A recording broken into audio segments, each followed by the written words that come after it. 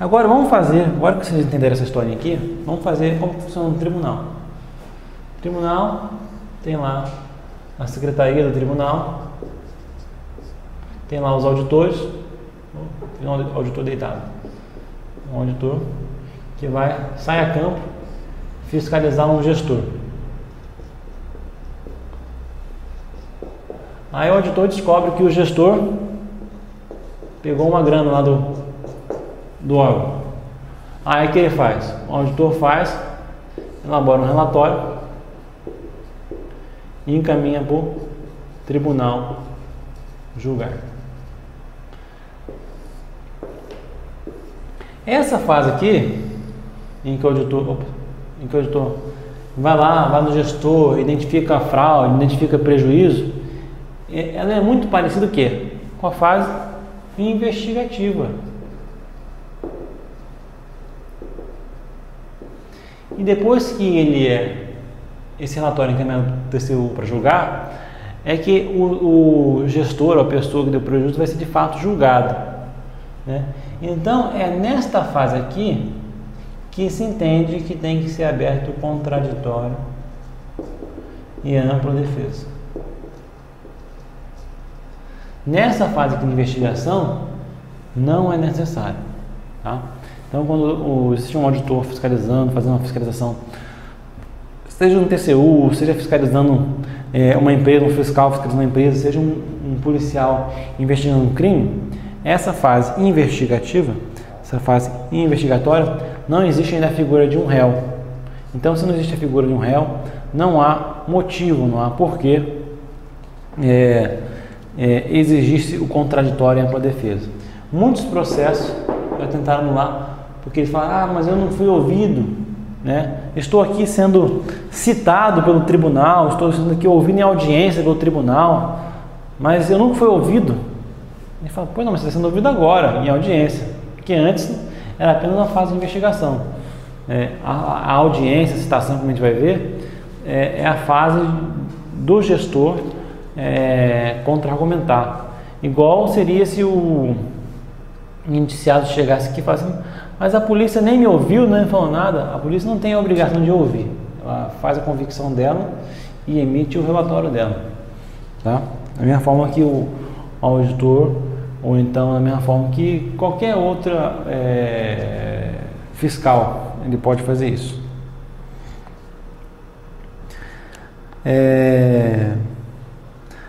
Pergunta seguinte: caso o gestor, ou quem quer que seja, no processo, se sinta justiciado por uma decisão do TCU, a quem deve recorrer, né? Há duas possibilidades. Se ele entender que o TCU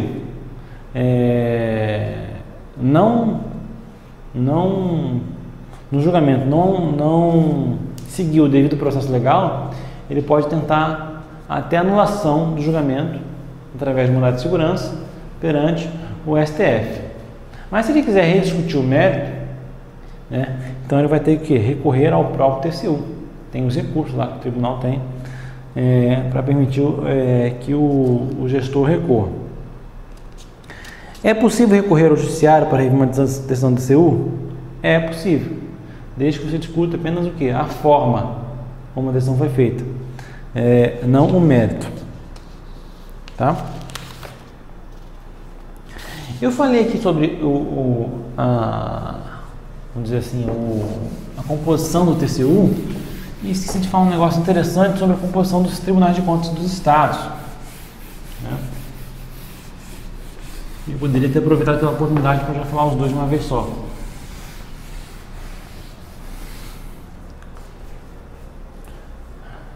Eu falei que o TCU ele é composto de 9 ministros, então somente, né? 9 ministros compõem o TCU.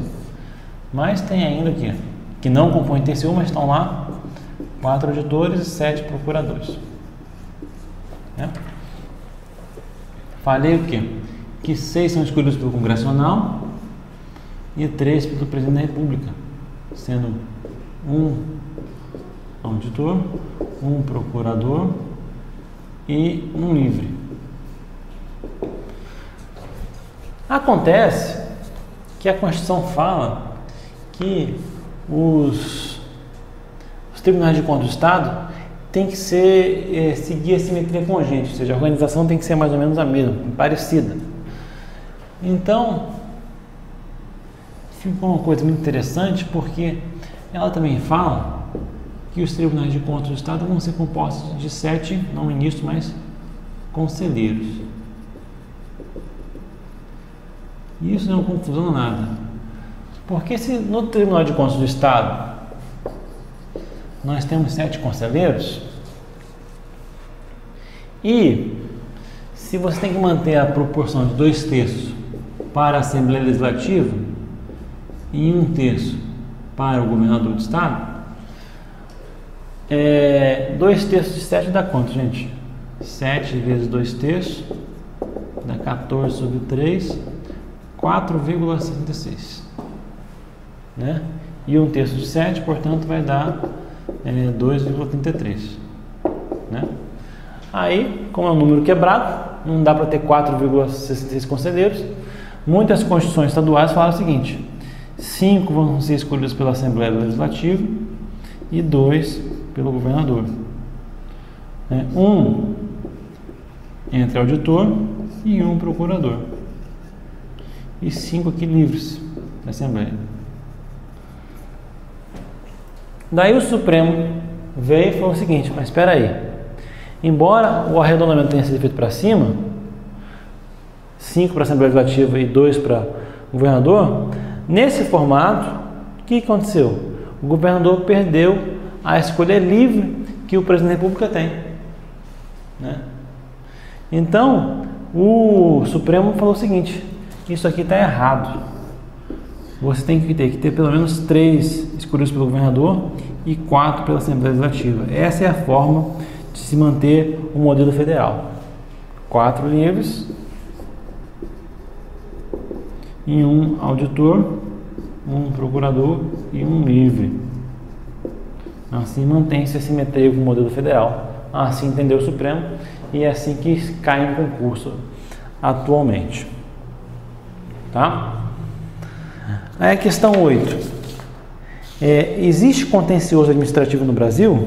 Ou seja, existe a possibilidade de uma decisão administrativa dizer coisa material de forma definitiva?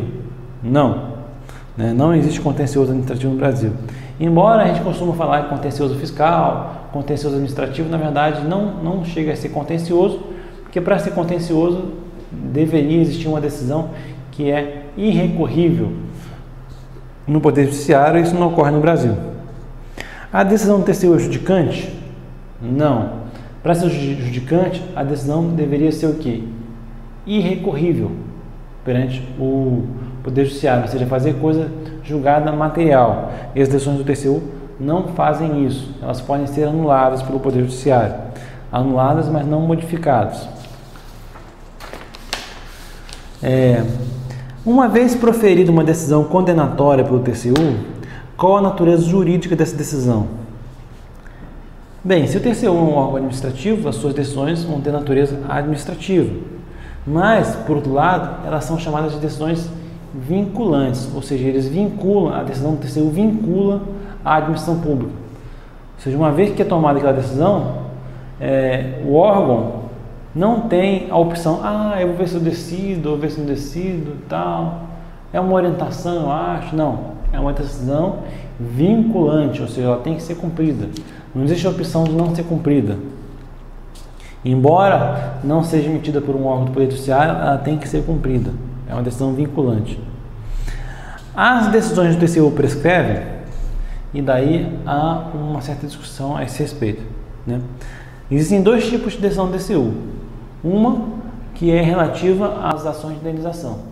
E daí, nesse caso, por força do artigo 37, parágrafo 5º da Constituição, elas não prescrevem, né? Mas se for uma decisão que não seja de reparação erária, juridicamente é possível que ela se prescreva. Pode o TCU executar suas próprias decisões? Pela teoria do órgão, o TCU faz parte da administração pública da União, né? Então, ele não pode executar suas próprias decisões. Uma vez proferido um acórdão condenatório, por exemplo, quem vai executar aquela decisão vai ser um outro órgão da administração pública, que é o que? A AGU. Tá? Então o TCU vai passar o acórdão para a AGU, que é quem vai promover a ação, por exemplo, de cobrança ou de indenização. Né? No caso do TCE, vai ser o respectivo órgão de assessor jurídico do Estado, por exemplo, a Procuradoria do Estado. Né? No caso do TCM, né, como muitas prefeituras não têm procuradorias municipais, pode ser o próprio prefeito a executar a ação judicial. Agora, uma coisa interessante nesse caso aqui do TCU é o seguinte: as decisões do TCU, elas formam, no caso de julgamento e condenação, elas são consideradas de prova pré-constituída. O que vem a ser prova pré-constituída? As decisões do TCU são prova pré-constituída. O que é prova pré-constituída? Né? Vamos dar um exemplo aqui bem fácil de você entender. Tem aqui um coleguinha aqui, A, brigando contra o coleguinha B aqui. Esse aqui passou um cheque para o B, o A passou um cheque para o B. Né? Aí o B, na hora que foi receber lá o dinheiro, entregou lá o carro, né? Sei lá, comprou um carro. O A comprou um carro do B, pegou o dinheiro. Na hora que o B foi pegar o dinheiro lá, o cheque era sem fundo. Aí o B foi e fez o quê? Entrou na justiça. Esse cheque aqui é considerado que título executivo extrajudicial. Ou seja, o B não precisa passar por uma fase do processo chamada fase de conhecimento. Todo processo tem duas fases: conhecimento e execução. Ou seja, aqui você vai discutir se tem direito ou se não tem direito. Quem tem direito, quanto que é e quanto que não é. E aqui é a fase de execução. Uma vez que já descobriu quem tem direito e quem não tem, então tem que entrar com outra ação para executar. Né? Então primeiro você faz o quê? O conhecimento. O carro está com defeito, eu cancelei o cheque, blá blá blá. Agora, se ele tem um cheque, que é um título extrajudicial, não precisa passar pela fase de conhecimento. Ele já vem direto na fase de execução. E daí já pode penhorar bens do devedor, já pode fazer execução contra o devedor. Aqui, quando está na fase de conhecimento, não pode fazer nada. Tá? Então, o cheque, por exemplo, é um título executivo extrajudicial.